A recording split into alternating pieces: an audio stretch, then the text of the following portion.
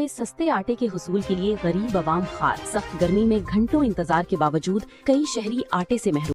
अस्सलामुअलैकुम नाजरीन, आप देख रहे हैं C71 न्यूज। मैं हूं आपकी मेजबान आयशा उमर। खबर शामिल करते हैं अटक से। हमारे नुमाइंदे ब्यूरो चीफ हमीद अहमद की रिपोर्ट। अटक शहर में सस्ते आटे के हुसूल के लिए गरीब और मुस्तहिक आवाम को शदीद मुश्किलात का सामना है। सख्त गर्मी में शहरी घंटों लंबी कतारों में खड़े रहने पर मजबूर हैं।